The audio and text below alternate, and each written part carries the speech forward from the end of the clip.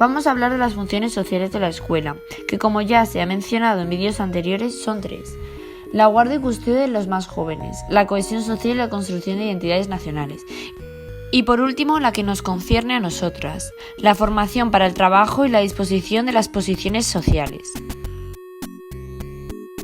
Están produciendo cambios sociales, políticos, culturales y demográficos que hacen que nos planteemos el cuándo, el cómo, el dónde y también el qué y para qué aprenden realmente los niños. La escuela es un instrumento que puede hacer que una persona de bajo nivel económico pueda realizar una movilidad social ascendente, o por otro lado la escuela puede dar más oportunidades a los que de partida tienen mayor nivel económico.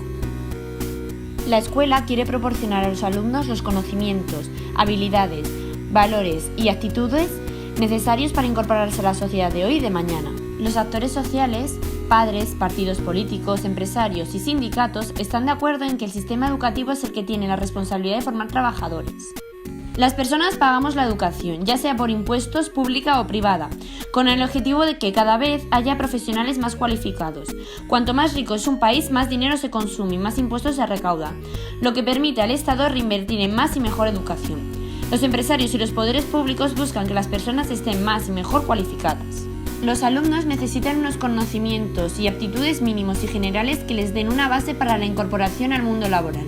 Y eso es lo que se espera que la escuela aporte para que los alumnos puedan aprender otros conocimientos más elaborados en ramas especializadas de la enseñanza, reglada o no reglada. En la organización escolar esto se refleja como enseñanza básica, infantil y primaria común para todos, enseñanza secundaria obligatoria ESO y posteriormente formación profesional, bachillerato o ingreso a la universidad.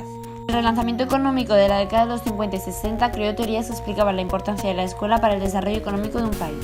La teoría del capital humano. En esta época, en España, con el franquismo, esta teoría se introdujo en las familias de clase media, que pusieron la vista en la escuela. Esto ocurrió antes de que el sistema fuera obligatorio y gratuito y mucho antes de que la tasa de escolarización alcanzara el 100%.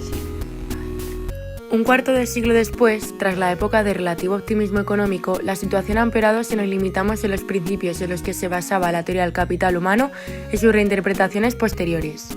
A partir de la recesión económica de los años 60, es decir, la crisis del petróleo, se dieron cuenta de que la institución escolar no era el instrumento de desarrollo económico, ni el propulsor de la movilidad social, ni el compensador de las desigualdades sociales.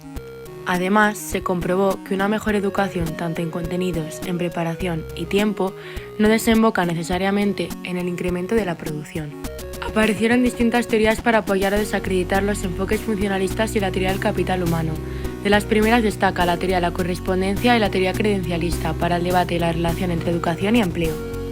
Sostiene que los sistemas educativos no se expandieron tanto por formar a la población para el trabajo como por solucionar los problemas que han surgido por la industrialización y la urbanización. También por reconducir los nuevos valores familiares, laborales y comunitarios que ponen en peligro la autoridad del Estado y el orden en las relaciones de la producción capitalista. Esto lo consigue el sistema educativo inculcando a los estudiantes obediencia, disciplina y respeto a la autoridad, es decir, rasgos no cognitivos que le permiten entender y realizar una tarea concreta. Según Bowles y Hintis, el sistema educativo ayuda a los jóvenes a integrarse en el sistema económico en función de dónde correspondan según sus relaciones sociales y de producción. La estructura de las relaciones sociales de la educación acostumbra al estudiante a la disciplina en su puesto de trabajo y desarrolla la imagen de sí mismo, los tipos de comportamiento personal y la identificación de clase social que son muy importantes para este. Estas relaciones sociales de la educación, como por ejemplo administradores y maestros, maestros y estudiantes o estudiantes y estudiantes, son iguales que las que hay en el trabajo. El trabajo enajenado, que por si no sabéis lo que es un concepto planteado por Carlos Marx, en el marco de su crítica a las consecuencias negativas del capitalismo y su concepción de la propiedad privada con respecto a la clase obrera, el trabajo y la capacidad humana de crear, pero el trabajo que realiza el obrero en la fábrica resulta ajena, es decir, enajenado, cobrando solo un salario que le permita subsistir siendo el fruto de su esfuerzo cobrado por su patrón. Entonces, el trabajo enajenado se refleja en la falta de control que tiene el estudiante en su trabajo, la falta de atención de este en el contenido de sus planes de estudio y su motivación a través del sistema de calificaciones. En vez de integrar bien al estudiante tanto en el proceso como en el resultado de lo que llamamos el proceso de producción de la educación. Estos planteamientos han dado lugar a numerosas investigaciones, pero también a muchas críticas, enriqueciendo este debate sociológico sobre una de las funciones del sistema educativo. La segunda teoría es la credencialista, de orientación neo-weberiana. Sostiene que los títulos académicos que obtienen los alumnos en la institución escolar son los que permiten acceder al mercado laboral y al de las posiciones sociales. Aunque en su versión más moderada dice que los títulos no reflejan tanto los conocimientos del plan de estudio y del currículo escolar en los estudiantes, sino que reflejan los elementos necesarios para conseguirlos, como el esfuerzo y la disciplina. En su versión radical, es una lucha por el poder en el que los títulos académicos son los que te permiten acceder a unas profesiones privilegiadas y empleos clave. En resumen, las teorías lo que intentaban era demostrar que la escuela iba por un lado y el mundo del trabajo por otro, centrado en la dinámica interna de su propio mercado. Ocurre debido a 4 factores: que la innovación tecnológica no hace que las tareas laborales sean más complejas y de mayor formación y cualificación, que muchos puestos de trabajo están ocupados por personas cuya formación apenas tiene que ver con estos, que el individuo aprende en la escuela en un corto periodo de tiempo y después tiene que ponerlo en práctica en un periodo amplio y cambiante como para que los aprendizajes tengan utilidad. Y, por último, que el origen social sigue siendo un determinante para las oportunidades en la estructura ocupacional.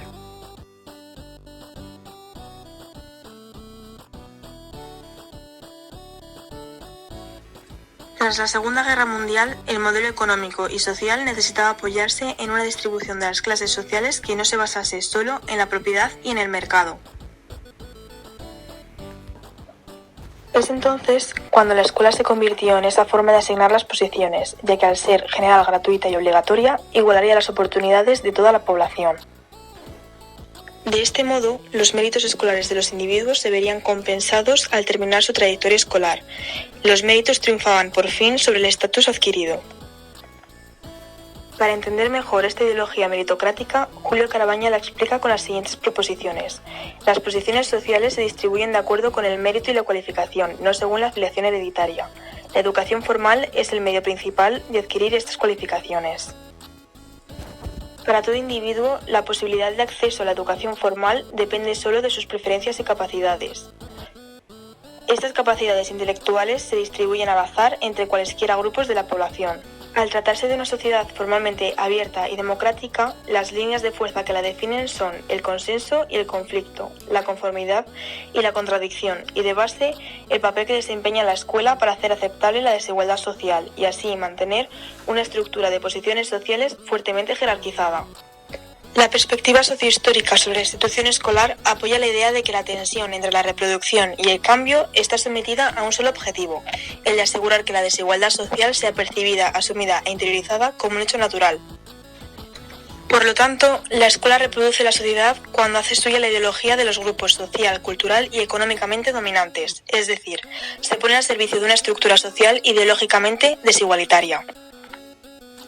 Apoya al cambio social cuando atiende a los grupos sociales más desfavorecidos desde el punto de vista social, cultural, económico y político. En este caso, la institución escolar se pone al servicio de una estructura social ideológicamente igualitaria, pero se sigue apoyando sobre un principio meritocrático, esencialista, cientifista y voluntarista.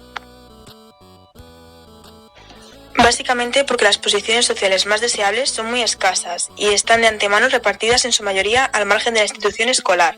Solo una pequeña parte de las mismas la ocupan quienes hacen méritos académicos para ello, pese a su origen social adverso, justo los necesarios para legitimar su carácter meritocrático.